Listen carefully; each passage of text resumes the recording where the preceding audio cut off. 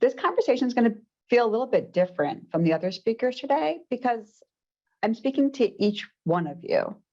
You're here because you chose to be.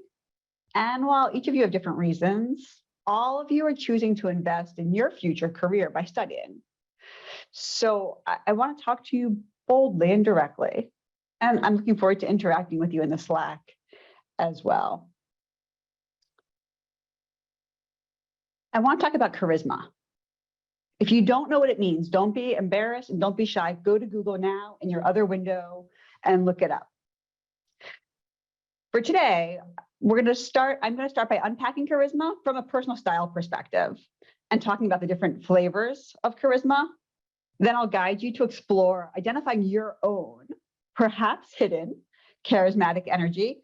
Because once we have an understanding of your charisma and what does and doesn't work in different corporate environments, then I'll tackle the security program. We'll apply similar principles so that you'll begin to explore effective strategies to apply charisma in the security function. And while I know that that's bold, I also know that in order for you to trust me and for us to have that conversation or for us to have any shot at succeeding, you're going to need to know who I am. So I thought I would take a moment to explain that to the extent possible. In the business card swap Slack channel earlier, I shared that my job is a little bit different. I'm a performance coach for CISOs and for security leaders. Our company has frameworks and templates and tools for designing and executing common Office of the CISO practices. The point is, I've seen inside a lot of CISO programs and more importantly, inside corporate enterprise organizations. And I've been doing it for my whole career. Click through all of the builds because I didn't think about builds. But these are the stops along my resume. Professionally, I was probably more lucky than intentional. At Priceline, I was there before their IPO to help them launch their hotel product. At SAP, I had to understand the job functions of the people in all of the rooms of every company we were selling into in a way that hadn't been cracked before. At Bear Stearns, oh my gosh, Bear Stearns became JP Morgan. Talk about managing through crisis. And then at BlackRock, spending time really digging into the cyber program as the core functions. I'm going to flip through this page again quickly because this is what I learned in each of those stops.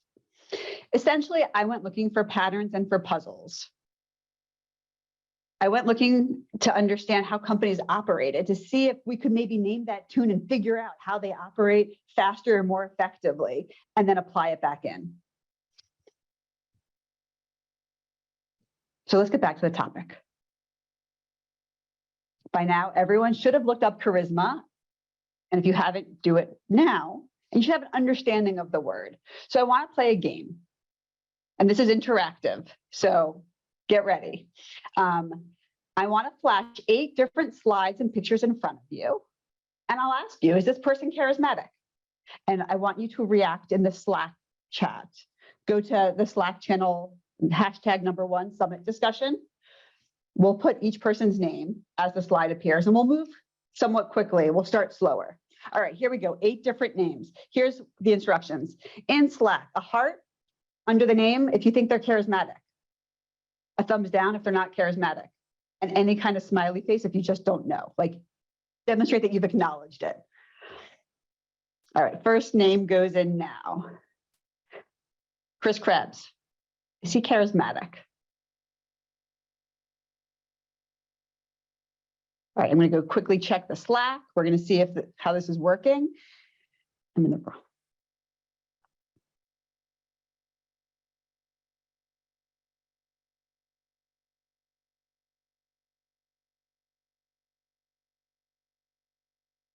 Oh, lots of things. Okay, everyone's, whoo.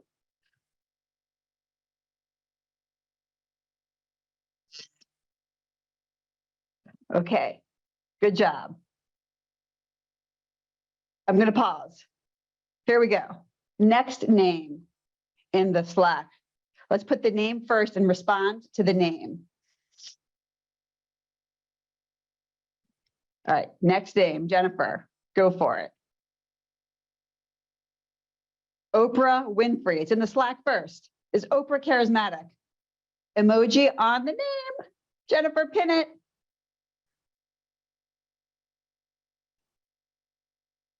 Oh, Oprah's charismatic. Okay, I wonder what that is. I think it's that we connect maybe with her and you have a car and you'll get a car. All right, this one is a name you might not know. Next person, David Sparks. I'm gonna start to pick up speed. David Sparks runs a podcast for cyber. Do you know him and is he charismatic? Remember, there's no right or wrong.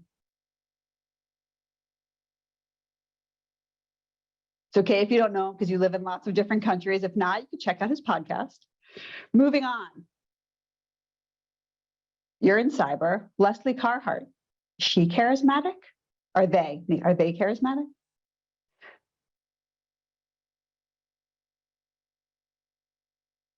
All right, you're getting the hang of it. We're going to move more quickly now. Next name, Steve Jobs. Jennifer, I have to cue you better. I'm sorry. Steve Jobs. Is Steve Jobs charismatic?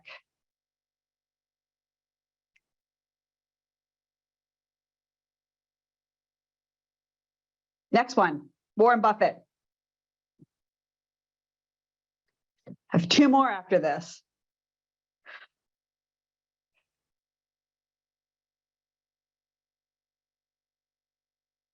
All right, Jennifer, we're coming in. Holy smokes. Next name, first in the Slack. Elon Musk. Is Elon Musk charismatic?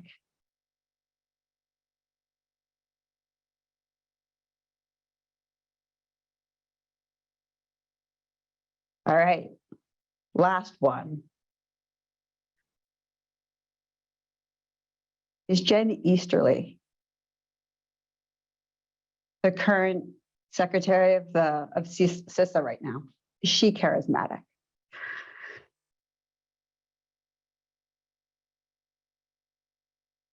What's charisma, guys?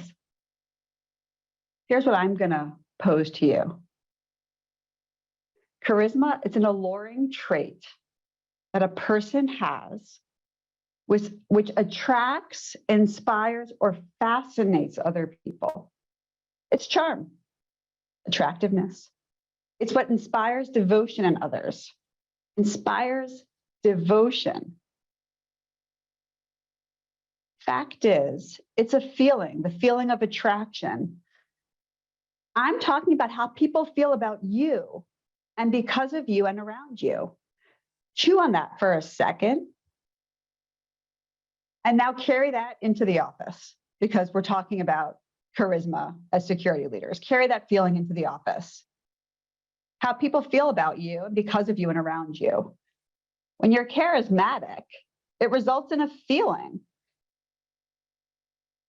We feel aligned. Aligned, that's not a bad word. We want to be aligned. Business aligned, cyber aligned, risk aligned. We can think of it as attractive. We want to be aligned to that person, connected in some way, almost like there's a magical string connecting us to that person. Oops, even if we only feel it, we're almost entranced by it, right? Charisma is a word used to describe the feeling that the recipient most connects with. So our goal is to activate that feeling at work. And when we do, we get tons of benefits from it. We create a shared purpose. We're able to inspire others. We certainly know how to motivate, and we receive that. And we observe measurable increases in engagement. But how do we do it? Ooh, this is hard. At the end of the day, we need to have a shared foundation. You need to find it. There are lots of ways you can find it. Build a connection, find a commonality, sports, extracurricular with the person, connect on a shared goal. Like this is a strategic activity to create alignment, to build that foundation. It takes planning and a slightly different way of approaching things. Maybe work backwards. At the 50,000 foot level, what do we both agree on? And work down from there.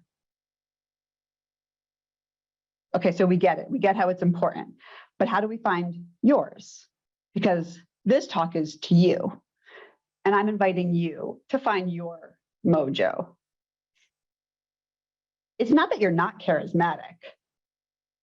You are. Maybe you don't like to think of having to perform. Maybe you feel like, stop it. I'm here to say everyone has some charisma. Now we have to go find it. It matters. At some point, you felt on a high, you felt electric. People were coming to be around you in your orbit. We need to tap into this so that we can inspire people, influence outcomes, persuade decisions, and empower others to unlock outcomes.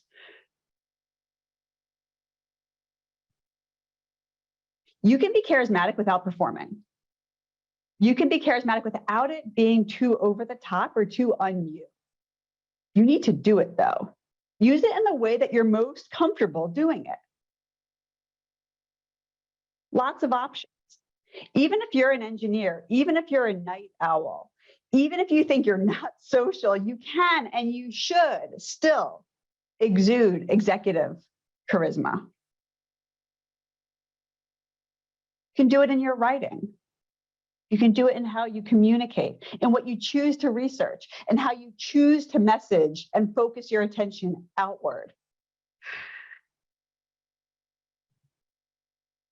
And then once you've found it, share that enthusiasm with at least one stakeholder. It only needs to be one, because when you share it, this like energy, this excitement will unlock you and it will turn on your own charm. Now let's bring it back further into security, into leadership. Charisma and security, it reduces friction. When we find a shared purpose, we can bring down the water level in our security culture. We can certainly improve our overall security posture because we are able to invite change and we have open ears. When we unlock it, we're able to better manage risk because more patterns will be revealed to us. More opportunities will come to us. We've just turned on the environment. So how? To zhuzh. I love the word zhuzh. Zhuzh is the sound. When you pull up your sleeves, when you zhuzh, when you pop your collar, when you somehow sprinkle a little glitter on what you're doing, you're adding some charisma. 4 areas for you to think about. Look at your overall program, whatever your scope or your remit is. Look at how you're providing updates, how you're describing it, what dashboards, what metrics, what progress, what successes. And then think about how you might restructure or reframe that. Look at a particular initiative. Find a new stakeholder to engage with who you hadn't thought of before. Like as Katie said earlier, one of our key responsibilities is to persuade outcomes that are aligned to what the company's values are. And so find a new stakeholder, engage a little bit differently, build an ally, a new angle. Think about how you interact with the world. In your office, how do you do your one-on-ones? What about your weekly team meetings? How do you show up in Slack? Think about how you send the message out. Importantly, and nobody needs to see this, but change something in your personal routine. Create a little bit of abnormality to remind you that you're in this process.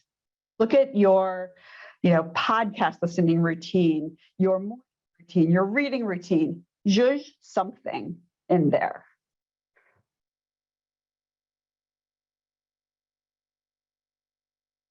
Look, I'm winding down. The role of security is hard, and it often feels like you're paddling against the current, but maybe we can turn the tide, which is after all why all of us chose to be in security. It takes intentionality. And you have to do it to be an executive. As a leader in security, as someone who aspires to be a leader, who is the leader, who wants to progress in this space, that's why you're here today. Your job depends on this. You need to be able to turn it on. Minimally, you should be able to spot it, to detect it.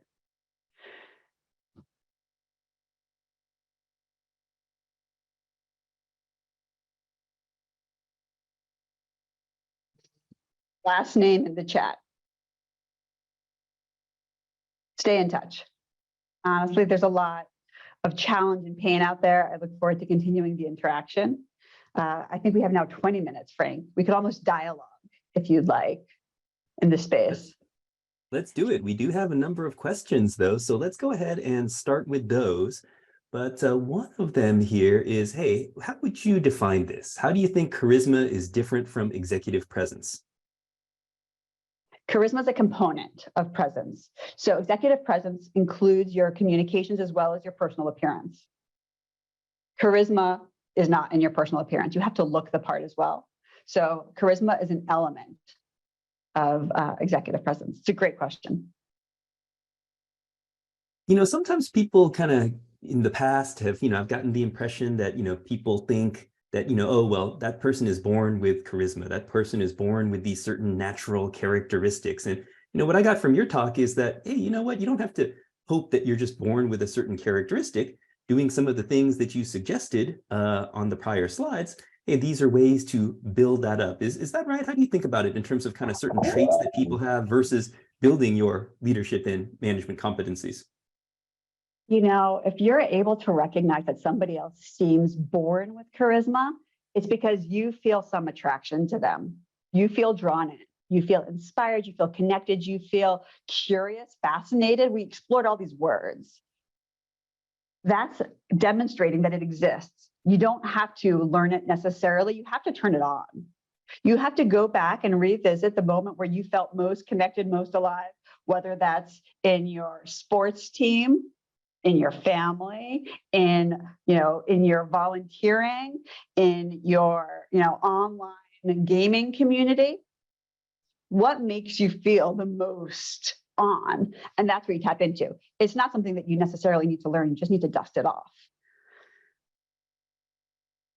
Awesome. What about in terms of kind of dusting that off?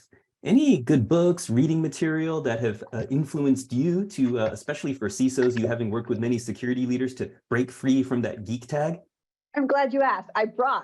This was the stack of books that I was going to recommend. And it doesn't necessarily answer your question, but these were the ones that I wanted to share today. We love sharing books, actually, and I will put these in the Slack. The first, and I'll tell you about each of them. Hang on, let me think about the sequence in which I want to give them to you. Okay, first sequence. I just ordered this one. This is the 5 Roles of Leadership, and it's by a name that I cannot pronounce. It was translated to English. We lay out this framework, and I think that that's super helpful to think about leadership as being manager, communicator, problem solver, psychologist, and team leader. Okay, next book. I love Mo. This is the Friendship Advantage. Mo Fadelbab, for those who don't know, he created the World Presidents Organization, WPO and YPO. He talks about forums at work. He creates a framework for building friendships at work and tells you how and why. This book, Adam Grant. Everyone knows Adam Grant. And if you don't know Adam Grant, then you don't know Malcolm Gladwell, and you need to catch up. Adam Grant's a professor at UPenn. He's written this book, Give and Take, and he talks about 3 kinds of people: givers, takers, and matchers. You take and you rise quickly professionally. Hey, can you introduce me to? Hey, can you help me out with this? Hey, can you show me that? That's taking. Matchers are, I'm not going to offer it to them again because they haven't offered anything back to me in a while. I'm not going to invite them to dinner because they haven't invited us. We did it first. That's a matcher. And a giver is one who just gives, who turns it on. Frank, you're one of these people. You're like, hey, let me show you this. Hey, you should read this. Hey, I can help you, right? Givers rise sometimes more slowly, but when they hit that mid-career plateau of the takers who accelerate, they rocket forward. And so how do you create that feeling? Okay, my last book. So glad you asked. Range. Range is a New York Times bestseller. It's by David Epstein. It's totally a business book, nothing about leadership. His thesis is that you need to have a range of experiences to be successful in the top of any one of your games. He starts with all the athletes, Serena Williams, all the sports she played before she crushed tennis. Then he goes to chess. Then he goes to business. About all the different jobs you need to have in order to be able to be the star. And if we fail to create range, we won't be able to interact with all the different corporate environments, all the different kinds of teams, all the different kinds of functions. Those are my 4 books. Amazing recommendations. We've also got a SANS leadership reading list that's online here that I know somebody will share the link for, that's already been going through some of the break slides as well. You know, Yael, you just added 4 books to my personal reading list. I haven't read those before myself, so appreciate the recommendations. Number of other good questions and comments here is Ryan asks, hey, how do you ensure that your charisma doesn't appear like arrogance? Check in with it. Think about who's going to be the most allergic to it and ask them, because it will unlock whatever feelings that person might have, and you'll get the best feedback because it's authentic. You know exactly who that person is.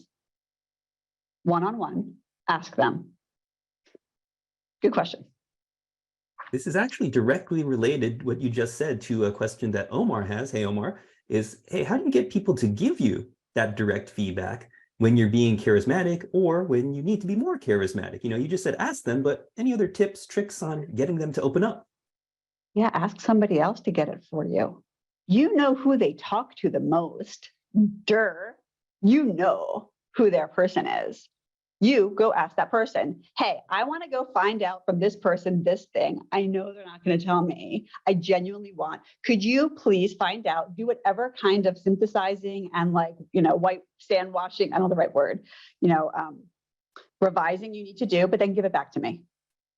You will definitely get it. They want to give you the feedback. It's uncomfortable for them. Giving feedback is so uncomfortable for people, even if you're super open to it. So you've got to find a way around it to make it not hard for them. Great. You mentioned, one of the books mentioned, celebrities like Serena Williams, and I've heard certain celebrities before they get on stage to perform, they put themselves, they create and adopt this different persona for different situations, circumstances, who is maybe not necessarily who they are on a day-to-day basis. You know, Kristen asks, hey, do you have a mantra or something you suggest to evoke your charismatic personality? I mean, I wish I had a walk-on song.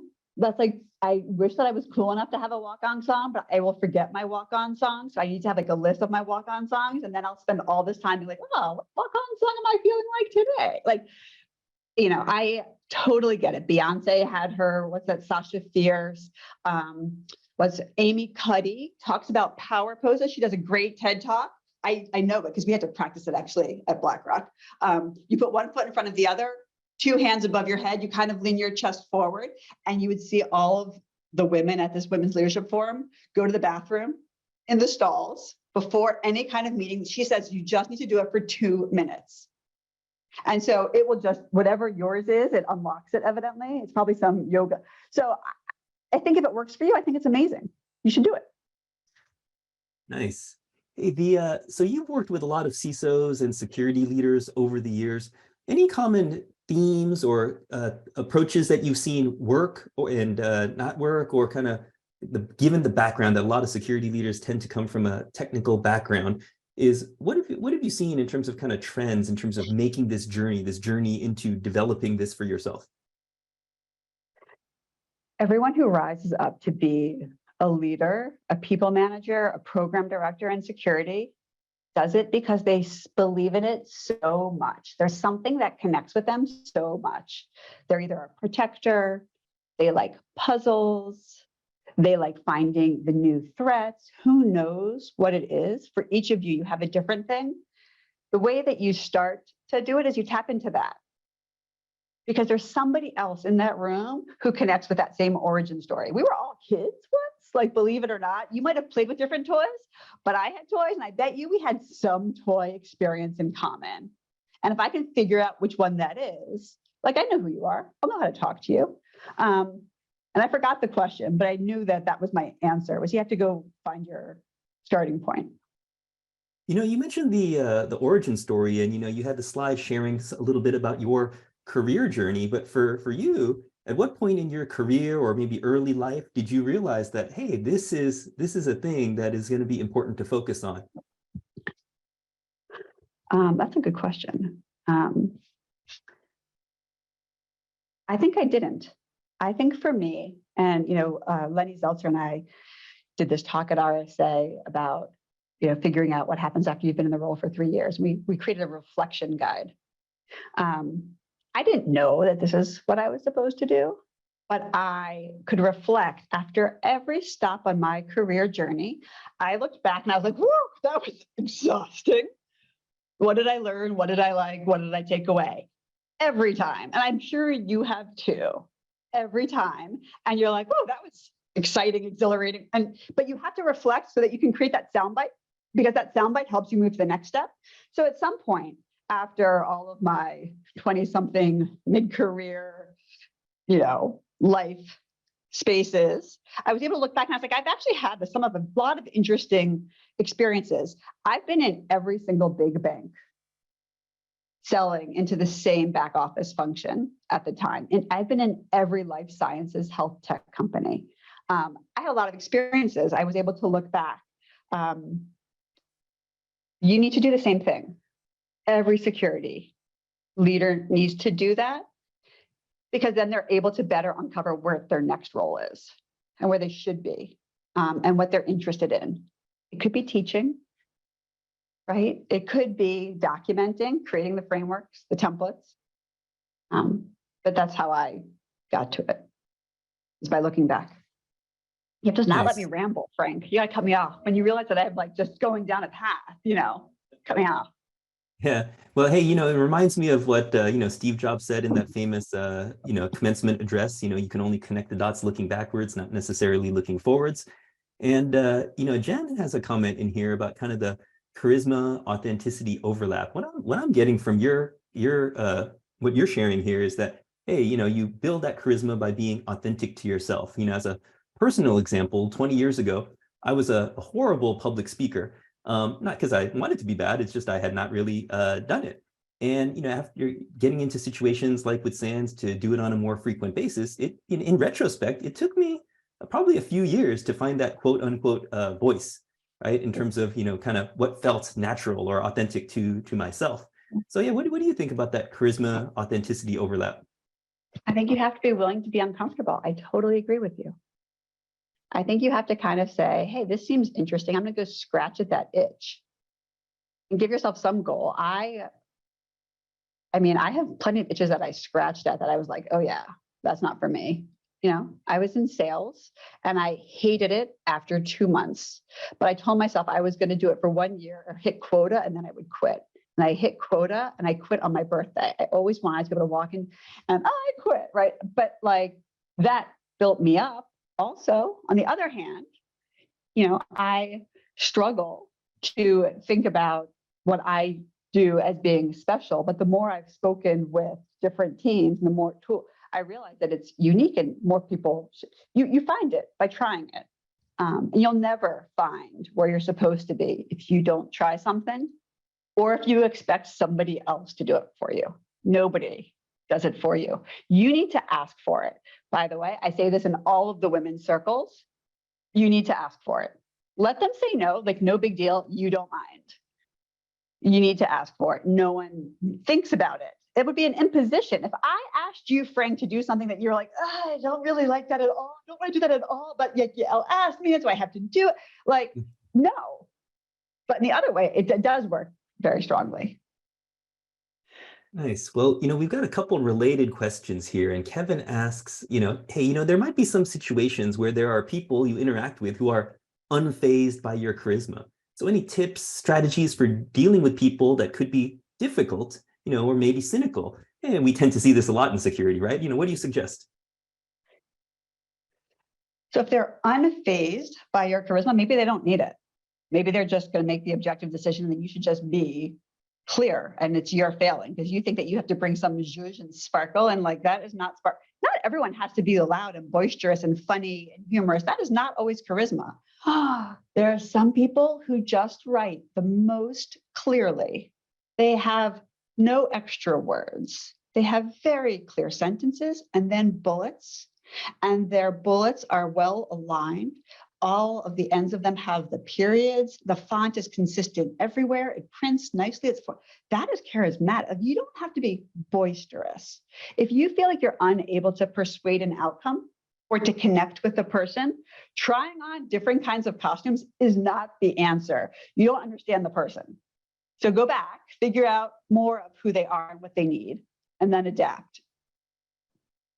Great tip. You mentioned that in one of your slides in terms of kind of understanding the people, understanding your stakeholder, understanding their motivations, right? Key insight there. You're right. One last question here. We've got Reet. Hey, Reet, nice to see you virtually. She asks, hey, how do you keep your charisma turned on during times when you're surrounded by negativity? You can't, so let it go off. You have to let it go off. It'll come back. I often talk about the funk adrenaline. That's the adrenaline you get after a funk. Like, you can't end your funk sooner or later. Like, you just have to let it play out, because you know at the end of it, you get some adrenaline. You gotta let it play out and just study it. It'll turn back on. Well, awesome. Well, to close it out here, Yael, we've got a ton of people here at varying stages of their careers, early in the leadership journey, more senior leaders here online as well. Hey, if you could summarize just one last tip, how would you summarize this in terms of what they should be thinking about in terms of next steps for themselves? So I would say to every person, no matter where you are in your career journey, think about a person who has the role you think is awesome or that you want. It might be at your company or some other company. And then think about what distinguishes them, and then reach out to them.